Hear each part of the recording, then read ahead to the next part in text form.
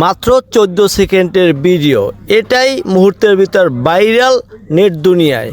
আর এটা নিয়েই আলোচনা সমালোচনা শুরু হয়েছে বিমান বাংলাদেশ নিয়ে।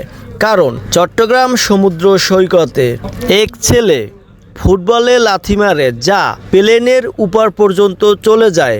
আমরা সর্বত্র দেখে এবং শুনে এসেছি, সামান্য একটা পাখির কারণে বিমান বিধ্বস্ত হয়। এমন ঘটনা আসলে অনেকটাই ঘটে এসেছে। কিন্তু সেখানে ফুটবল যদি বিমানে লাগতো, বিমানের অবস্থা কি হতো? হয়তো বিমানের কয়েকশো যাত্রী মারা যেত। এটা মজার ছলে জিনিসটা আসলে অনেক বড় একটা ব্যাপার ধারণ করত।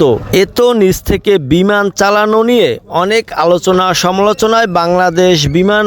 অনেকেই বলছেন এটা মোবাইলের এডিটিংয়ের কারসাজি। কিন্তু যদি এই ঘটনা সত্য হয়, তাহলে অবশ্যই এই ধরনের বিমান চালানো অনেকটাই ঝুঁকিপূর্ণ যাত্রীদের জন্য। এই ভিডিও নেট দুনিয়ায় ছাড়ার সাথে সাথে মুহূর্তের ভিতরে ভাইরাল হয়ে যায়। কিন্তু এ বিষয় নিয়ে বাংলাদেশ বিমান বলছে যে যেখানে ফুটবল শট দেওয়ার ভিডিও দেখা যাচ্ছে, ওটা বিমানবন্দর থেকে 3 কিলোমিটার দূরে, যেখানে কয়েকশো ফুট উপরে বিমান থাকার কথা, যেখানে একজন মানুষের পক্ষে কোনোদিনও ফুটবল উঠানো সম্ভব না।